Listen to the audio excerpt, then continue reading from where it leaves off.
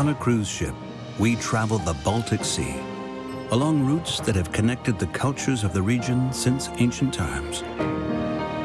A journey of discovery in the extraordinary light of a short Nordic summer.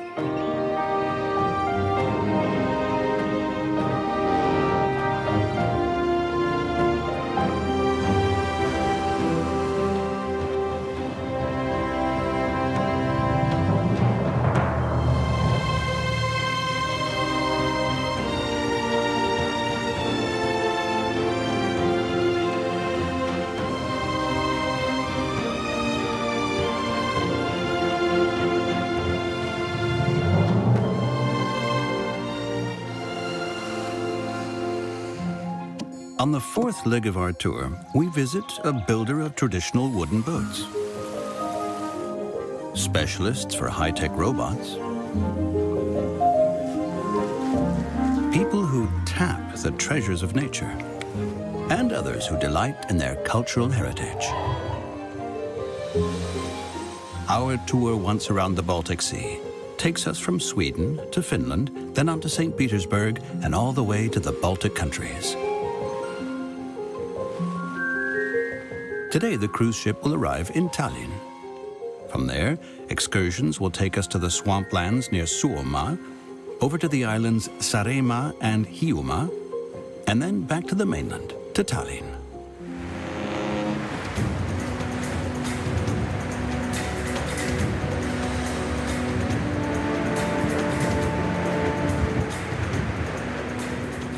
The Baltic Sea is not immune to bouts of bad weather. Captain Sven Gertner had to choose an alternative route. With gale winds of up to force 10, the big ship had begun to pitch and lurch in the rough seas.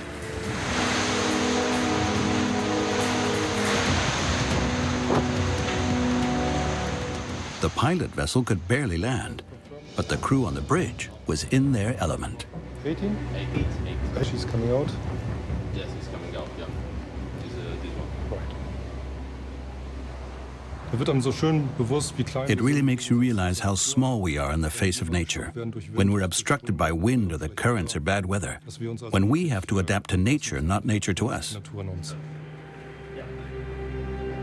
There are times when you simply have to work with wind and waves and other vagaries. But that's what's so interesting. As the captain, you're there to overcome challenges after all. When everything is calm, it gets monotonous. Things liven up when you run into unforeseeable situations and then have to respond to them. That's when it gets fun. That's what you call a navigational treat, back to the roots, when you can really say, we're seafarers. But by the time we were nearing land, the seagulls were already with us. The weather had calmed right down.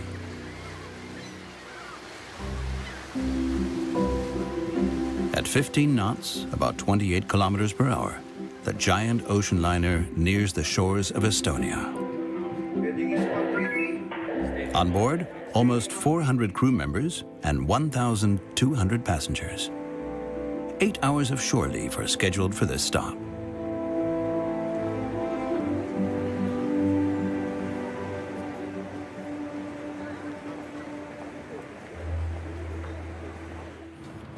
While the passengers approach the port, the day in Estonia is already well underway.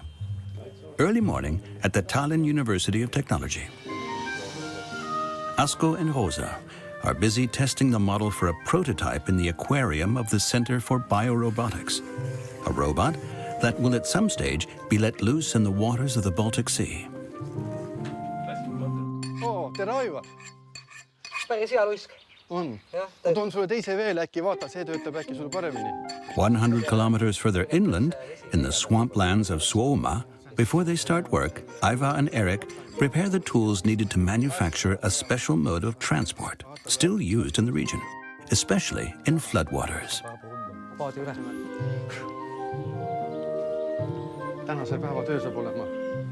Seest tühjaks, jah? Tänase päeva töö seest tühjaks. Back on the cruise ship.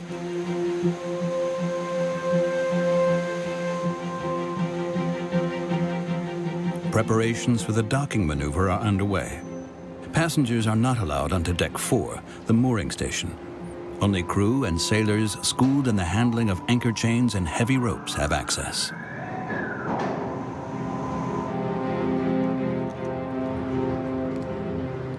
From here, the motorized winches pull taut the thick ropes used to secure the ship to the wharf bollards.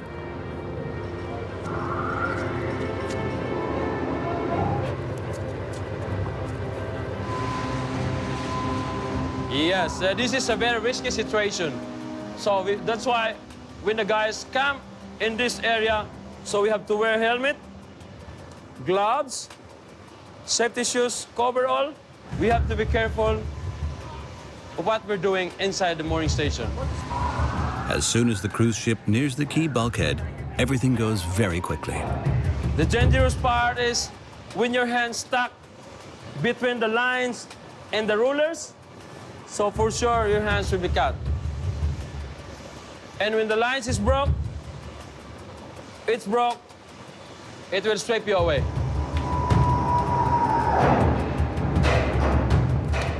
You're so lucky if you got fractured, but the worst thing, I cannot imagine.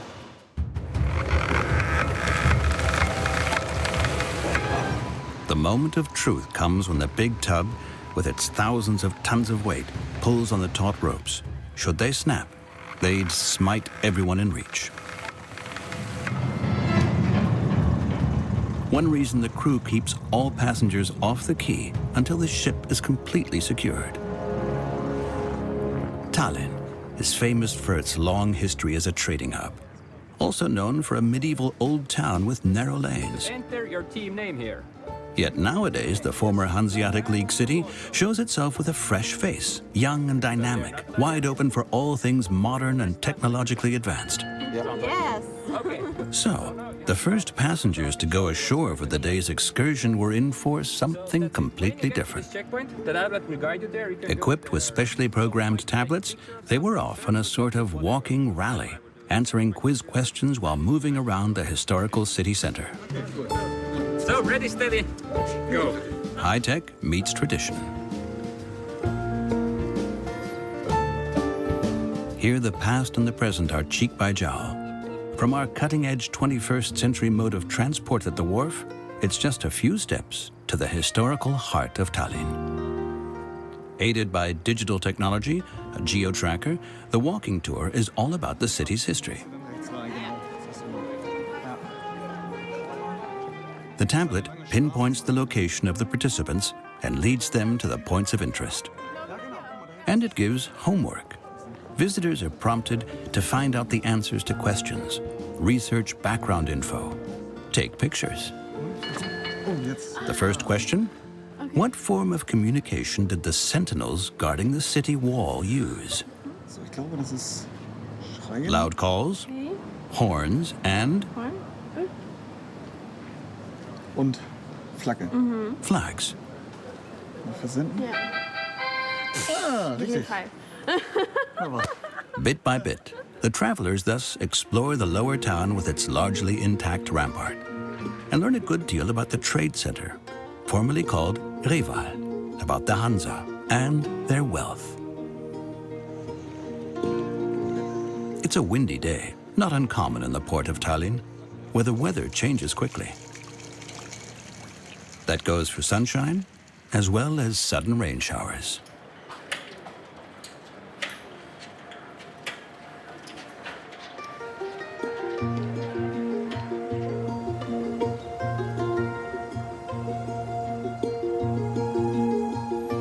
Between old warehouses and the premises of the former guilds and trades stand the Three Sisters, houses that a rich merchant built for his daughters over 500 years ago.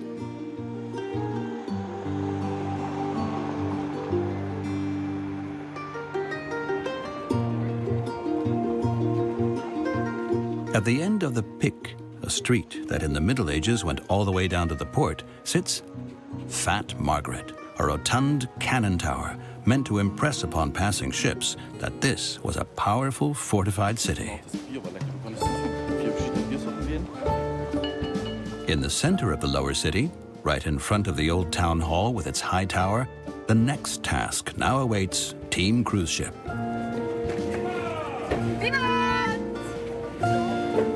The Olde Hansa serves authentic medieval dishes. On today's menu, millet porridge, and, more a product of the late Middle Ages, burnt sugar almonds.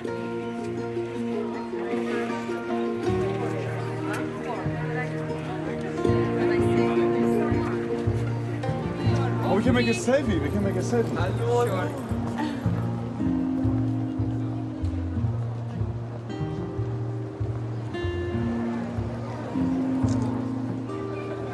Super. The market square was once the venue for festive events held by the mercantile guilds. Since the 14th century, the government has resided here, and way up in the town hall tower hangs the oldest bell in the Baltic. Its ring was not a good sign. It was sounded when the city was on fire. Right opposite the town hall stands what is likely the oldest still operative pharmacy in Northern Europe. Our quiz candidates ponder the next question. Where was marzipan invented? Tallinn or Lübeck? In Tallinn or Lübeck? I'd say Lübeck. I'd say so too. Wrong. Of course they should have guessed Tallinn.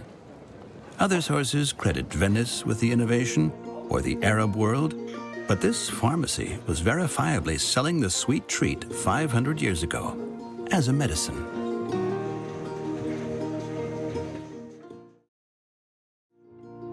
Back to the coast. Tallinn was once an important transshipment point for goods from the west destined for Russia and vice versa. In the days of the Hanseatic League, the freight from incoming ships was temporarily warehoused right at the docks.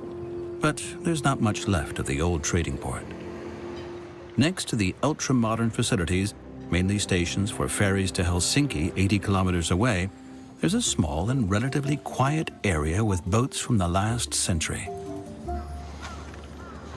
Engineer Asko Ristolainen has come here together with his students from the Tallinn University of Technology to test their newly developed underwater robot, UCAT.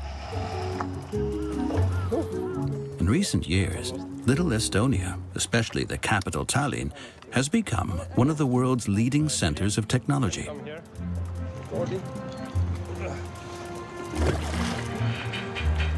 Yeah. So, untold studies go. Some are already calling it Europe's Silicon Valley. The idea for UCAT came when archaeologists approached us because they wanted a robot to help them access sunken vessels and shipwrecks that could move around in especially tight spaces.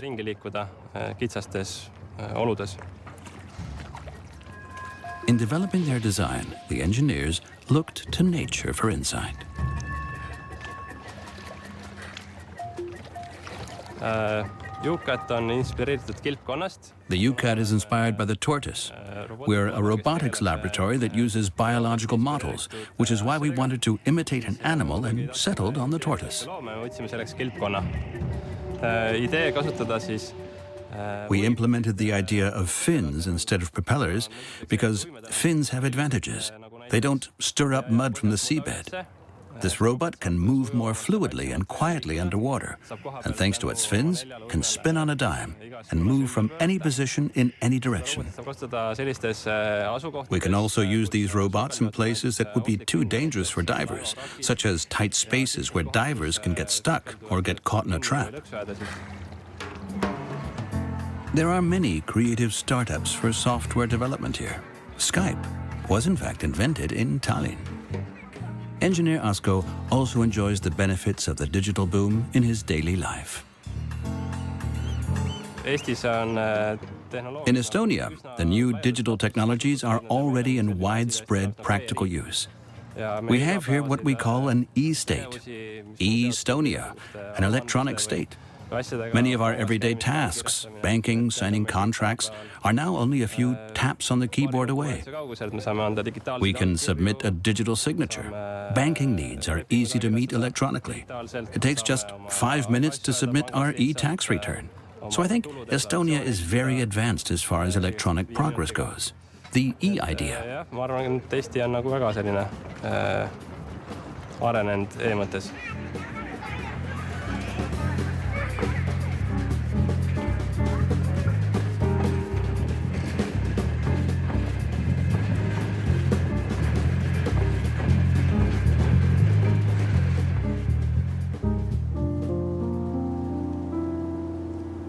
While the passengers explore the city, the crew uses the lay time in port to get everything on board up to snuff. There are parts of the ship that get no attention during the voyage.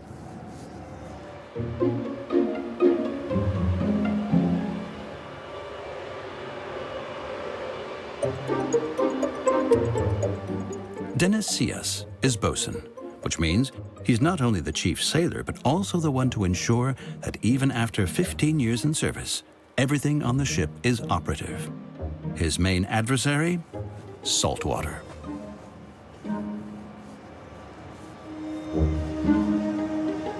So this is what we're gonna do.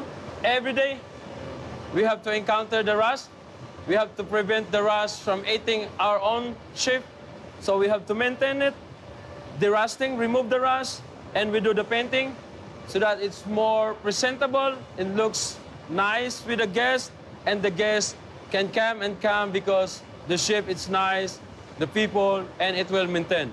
When it's well maintained, it means save for the company, more money come, ship's nice, crew is healthy, maintenance is good.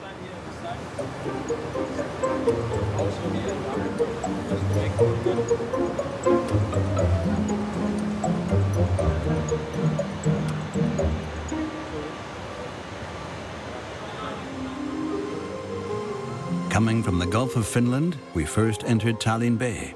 In addition to city sightseeing, nearby countryside destinations make a great day trip. Travelers with more time to spare can take an excursion to the wetlands near Saaremaa in the south, and then onto the river Keila.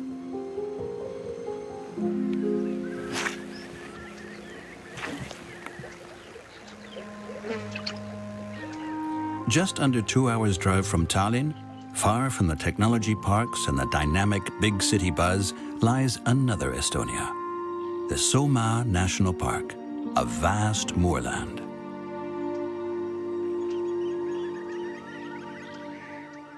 In this peat bog, you're well advised to stay on the wooden walkways. The boggy earth is hungry, the locals say, and if you leave the paths, you'll quickly lose your way. Horror stories abound of hikers stumbling into the moor and unable to free themselves, being swallowed up by the peat. Their ghosts are said to now haunt the moor.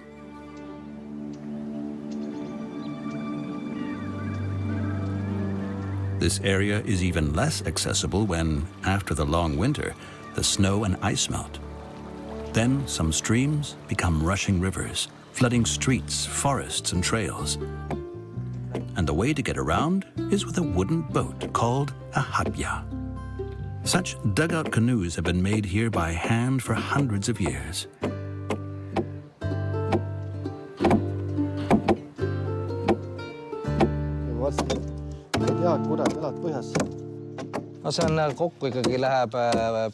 It takes almost a month to make with two of us working together, at least 8 hours a day. It starts with choosing a tree and taking it home. But you have to take your time to make sure you find the right trunk.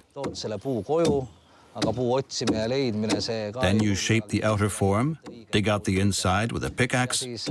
Finally, you stretch, drive the sides apart. All told, a full month's work for two men.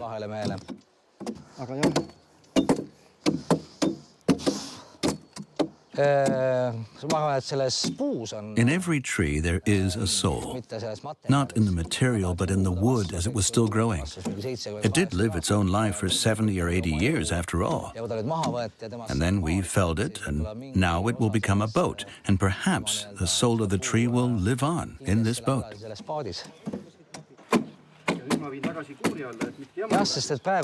At this stage, it's still a half a meter wide, because the tree measured 50 centimeters in diameter. But the finished habja needs to be a meter wide. These outer walls will be stretched to give it the actual boat shape. For that, we fill it with water and light a fire underneath. And while it's heated, we spend half a day pushing the two sides apart with alder branches. That's how a pipe-like structure becomes a boat-shaped watercraft. Siis sõiduk. Puhata. Aiva Ruukul tells us how every year the floodwaters suddenly come overnight, how otherwise inaccessible swamplands open up, how you can glide with a dugout through untouched primitive forest and observe animals that usually hide away in the undergrowth. Nature, enthused Aiva, suddenly has its own voice. It's as if the trees could speak. Together with friends, Aiva launches his habya and listens to the voice of the wilderness. With them in the boat is Anna Liskma. This young woman is revered for her wisdom and is the one to decide where the lyrics of the old folk songs may be changed and where they should be kept as they are. Together, they strike up a traditional Estonian folk tune.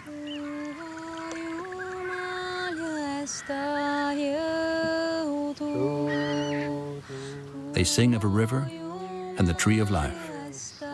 Human beings make up the trunk, the gods are the branches.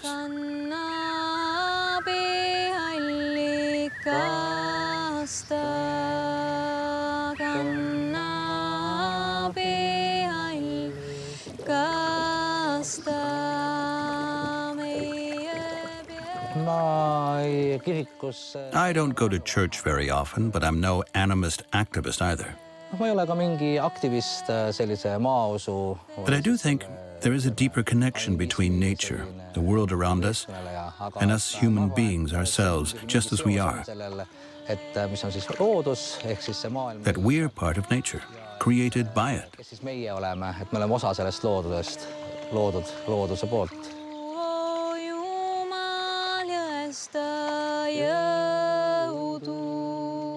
There are so many wonderful things in nature. Nature itself is actually one big wonder. But I think my perspective is scientific nonetheless, although science can only really explain a small part of nature, including ourselves, human beings.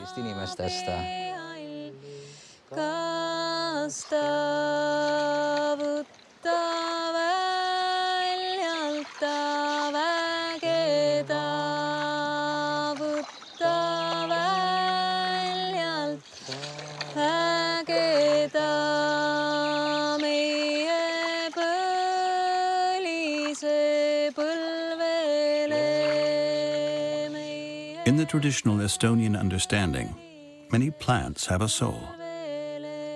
The Christian religion plays virtually no role at all in Estonia. Only about 32% of the population belongs to any faith community at all. Many see Christianity as something forced on them centuries ago, violently, by crusaders with the sword. But many Estonians firmly believe in supernatural powers, in ghosts, nature spirits. They regard trees as holy, and the same goes for rocks, boulders, rivers, and lakes. The small country is mainly flat. The glaciers of the last ice age left behind only a few modest mountains, more like hills of detritus. When the thaw comes after a long snow-rich winter, the water drains off very slowly. Estonia is a very wet place. Boat trips and kayak excursions are on offer on many rivers, heading downstream as a rule, as far as it goes. But sometimes, a sharp downturn puts an abrupt end to every canoe trip. The Keila River waterfall, just a few meters high, but quite broad indeed. Asko and his colleague Jeff Tutan are here to test another robot, a special autonomous measuring instrument.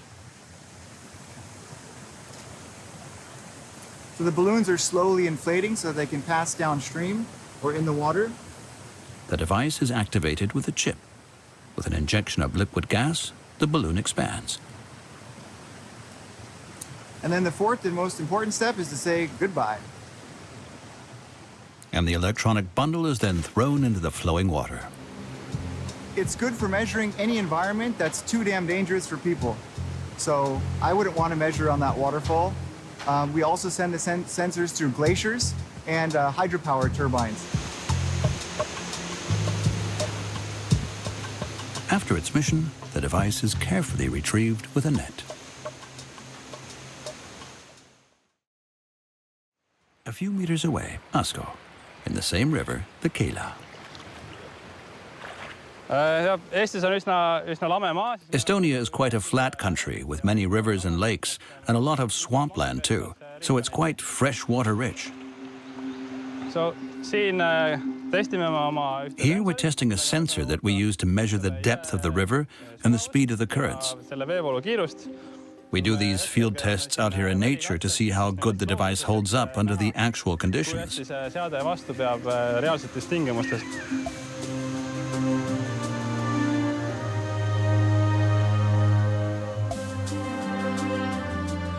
In a wetland region like Estonia, flow behavior and water quality are existential issues. From Tallinn, our countryside excursion took us first to the moor country and the nature reserve Saaremaa. Now we continue on to Saaremaa Island, to Orissaare and Kali, and finally to the neighboring island of Hiiumaa.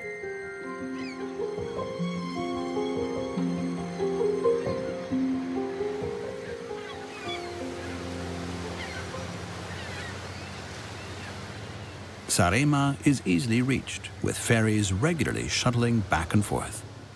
But in the winter, the Baltic Sea often freezes over, and ferry service is suspended. Then you just roll your car across the ice.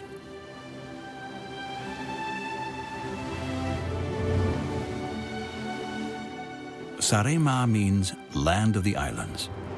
The numerous little offshore islets are connected by long dams.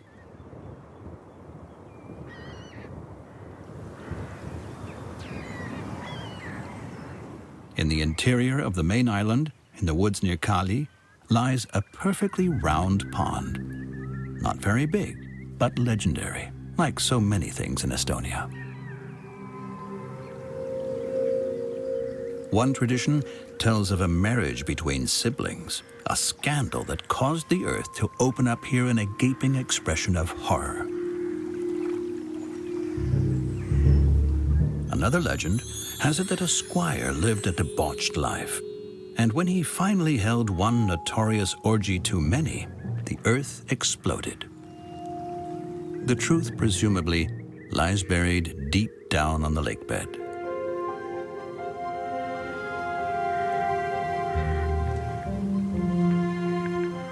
There is evidence for a completely natural cause of this anomaly. 4,000 years ago, a meteorite weighing tons exploded at an altitude of 10,000 meters. A chunk of it fell to Earth here, making this crater.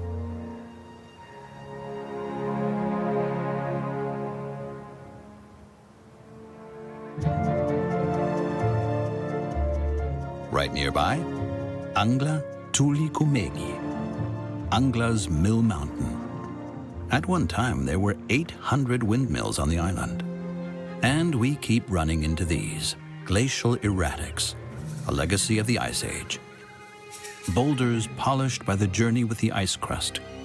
They've often lain here for millennia. New ones still keep growing out of the ground with the frost. Such erratics, many Estonians believe, must not be moved. It brings misfortune. So they often just stay put in the middle of a farmer's field. Around them grow bushes and trees, which are then often considered holy.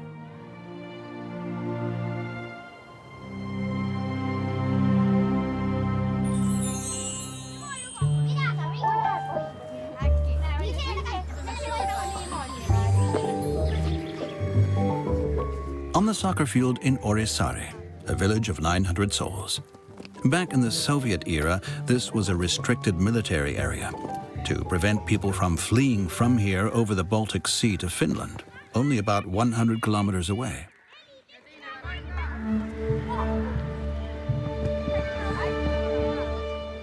There aren't enough boys in the village interested in football, but an enthusiastic girls' team does train here.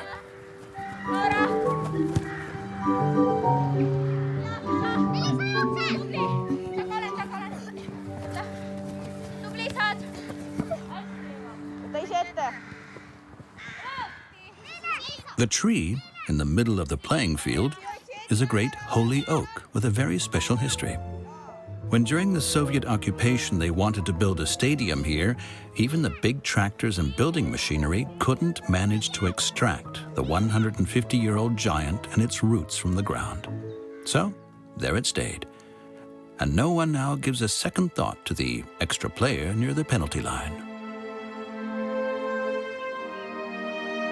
There's a long tradition of forest conservation in Estonia. Deciduous trees especially were not used as building material or firewood. Rather, they were left to form sacred copses. The people believed that gnomes and fairies gathered there and bestowed supernatural powers.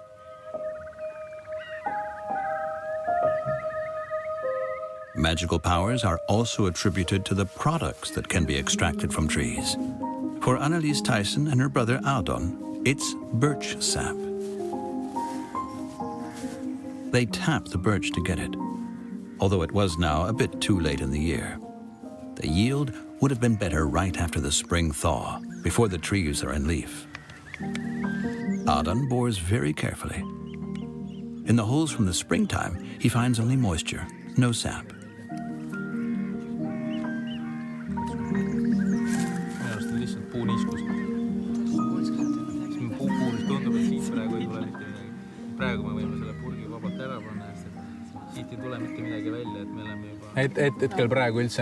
There's no sap at all now because the tree is fully in leaf and all the water has gone to the crown of the tree. The tree is now slightly moist, like a young sapling, but it's no longer the real growth sap because that's already all gone to the leaves.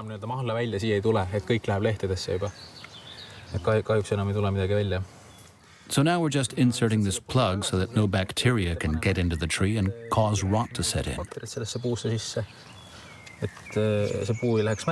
Grandmother always said, when you wash your hair with birch sap, it'll never fall out. And it keeps getting longer, as you can see. And if you use it on your face, you're sure to make a good match because it makes you so beautiful.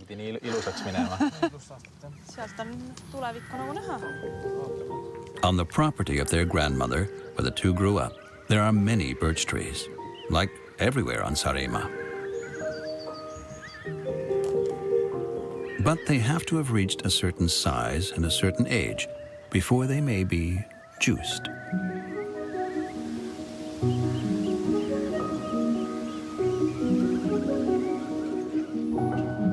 Annelies Tyson did some research and discovered the juice of the birch tree is a wonderful ingredient for soap and lemonade.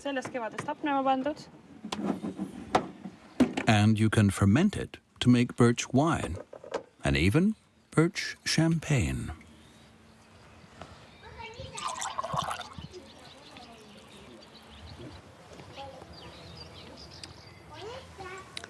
It needs to ferment a bit more yet. It can even get quite a bit more sour. Then it'll be much cloudier as well. Birch sap is an elixir of life. It's full of vitamins and minerals. Back in the days of our ancestors, they used it after the long, dark winter. They always drank it then to reawaken to new life. Just as the birch sap rises in the tree, allowing the birch to bloom and to revive, our forebears too refuel their bodies with vitamins and minerals. From potassium to all sorts of vitamins, it's all in there. Of course, it's not a miracle cure, but it's a very good natural source of vitamins.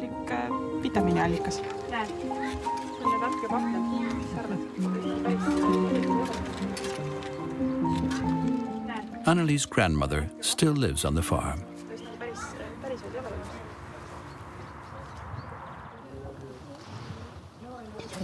Let's just say drinking it is healthy. A remedy?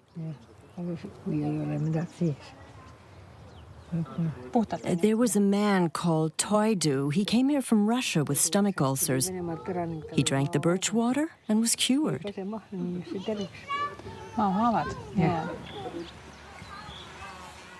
According to the old folks, the birch sap, also called juice or water, cures many things that might ail you.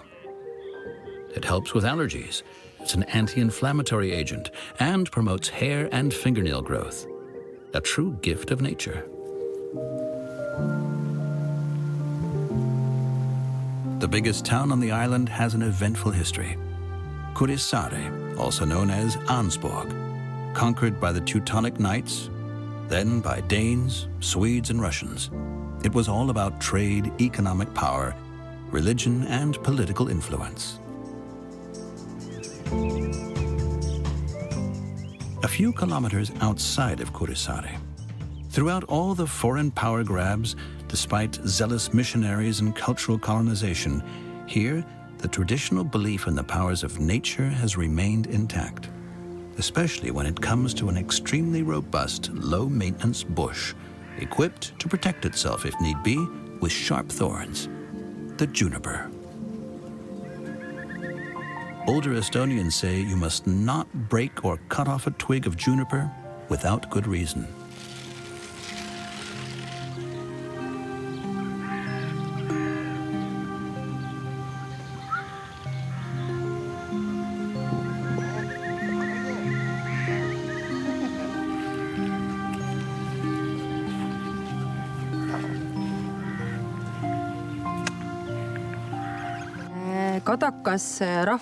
In local traditional medicine, juniper is known for its purifying properties. It's used to cleanse the body. It's a diuretic and is good for treating cellulite. It's also said to lower cholesterol, and it's antifungal. In other words, juniper is a real benefit for the human organism. In other countries, juniper is mainly used to make a popular spirit, gin. The women here use it to spice drinks, bread, fish, and meat, to add flavor to tea, syrup, oil, and jam.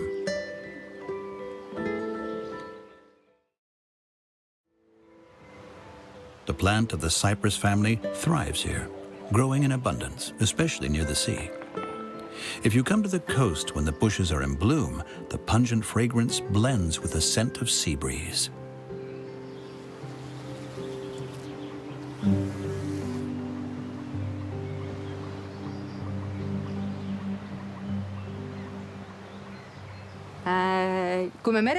When we go down to the shore to gather it, we soon look like little green men.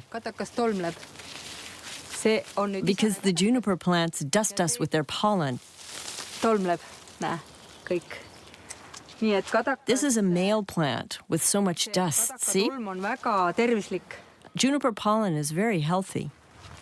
And all of that is captured in juniper tea and in the syrup. Siirupi sisse, näed. You can inhale it. It's good for the health. See on terviseks.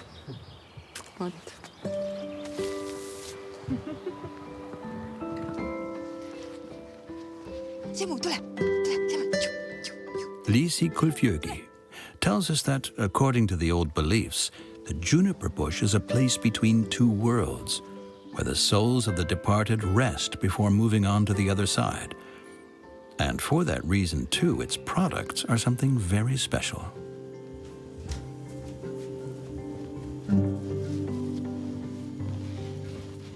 In the kitchen, the syrup is already cooking on the stove. Young twigs and berries in hot spring water. Later, beet sugar will be added.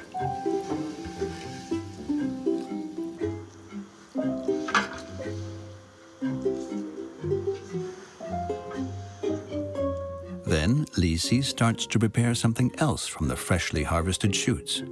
She selects only the most tender tips, chops them fine, together with other fresh herbs, such as parsley and wild garlic, and blends them with the butter.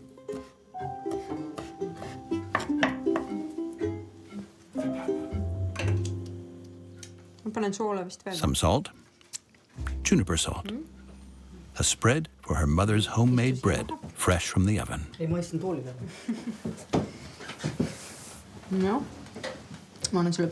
I'll give you some to try. You'll have to season it to taste. No proovi. Võta see.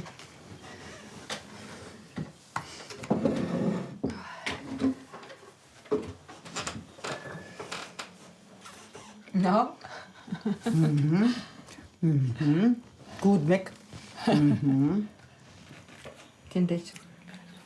Estonian herb butter, probably especially healthy. Haluaisit ka totraga? Pakuks teistele. Ära hakka.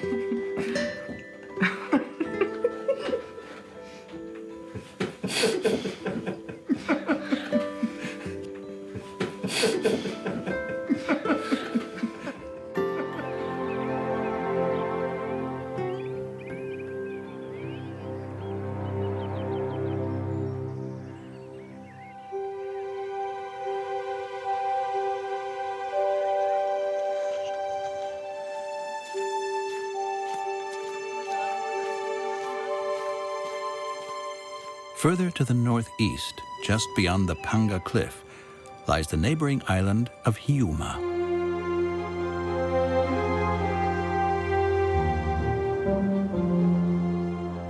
Here too, a thick ice sheet covered the island during the last ice age, pressing everything so flat that the Earth's crust is still recovering from it. The Earth breathes sighs of relief, causing Estonia to grow a full 2 millimeters a year as the land rises up from the sea. On the island's highest mountain, a full 67 meters high, stands one of the world's oldest still operative lighthouses, 500 years old, built in the golden age of the Hansa.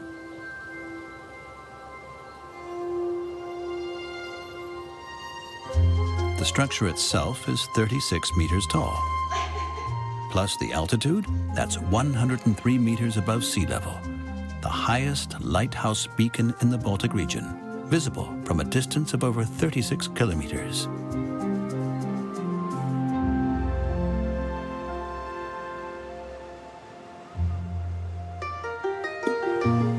Back on the mainland, the Baltic Sea, a former inland sea, now semi-enclosed, isn't very deep or salty.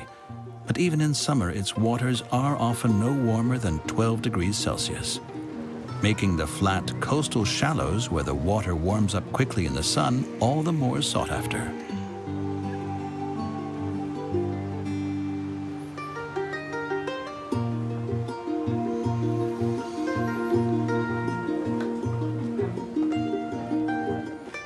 Back in the capital, Tallinn, the quiz rally walkers are just reaching the end of the course. The last task.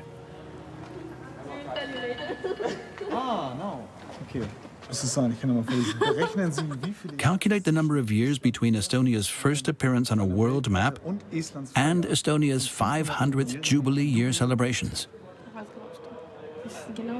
Help is at hand, or rather at foot, in a timeline plaque on the ground, showing key events in Estonian history. For example, 1991, the year Estonia regained independence after the fall of the USSR. And in the year 2418, the nation will celebrate its 500th birthday. That's 1,264 years after Estonia's first mention on a map. One more last question for the other team, now on Tinga Street.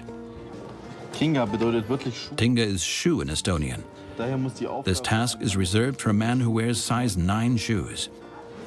How many steps can you take from Tinga Street 7 to Tinga Street 10, wall to wall? 10 von Wand zu Wand machen. So 29 hätte ich gezählt gehabt. 29. Yay. Correct.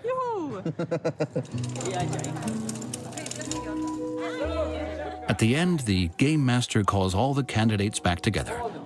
On his tablet, he's not only monitored the results, with GPS tracking, he's also followed the players' every move.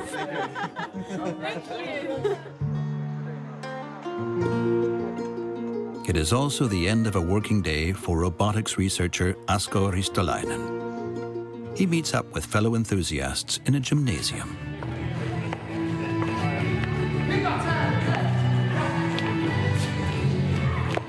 In Estonia, the digital natives of all people are keeping the folk dance heritage alive.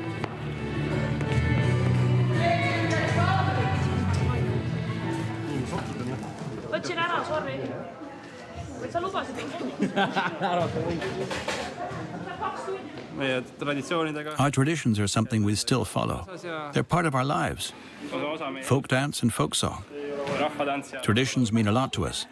They're part of our daily life, our customs and our culture.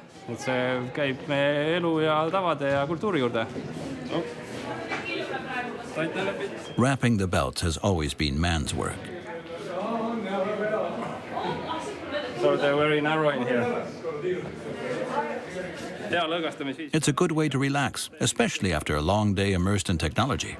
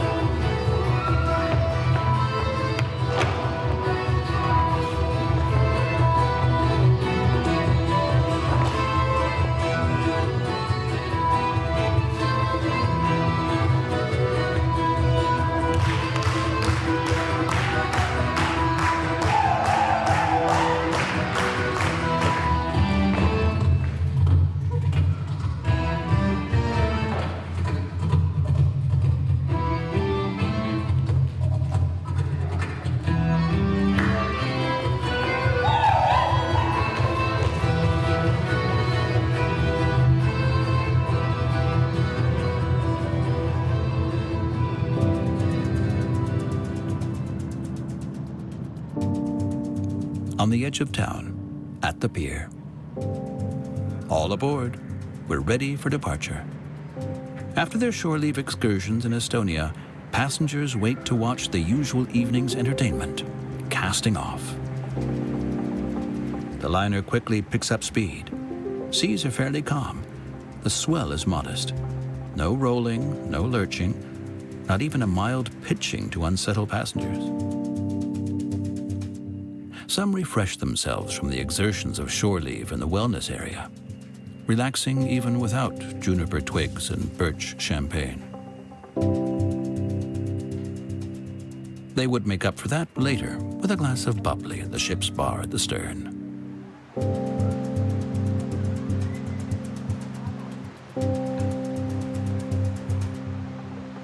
While passengers enjoyed the end of an exciting day, the crew was just gearing up for the next shift. Their after-work refreshment was still a long way off. Cleaning crews swarm out as every night.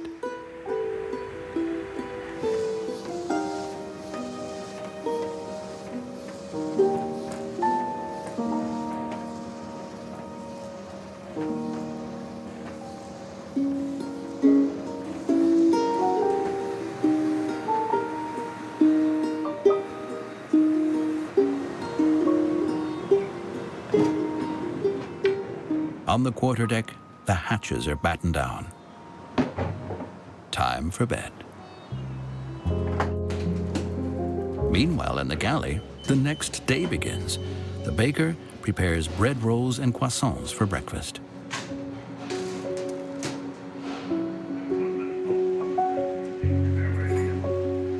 All is now quiet along the railing.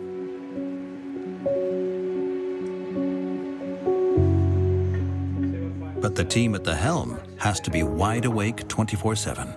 3 teams take turns working 4-hour shifts on the bridge. The stint from midnight to 4 a.m. is the most taxing, the graveyard shift.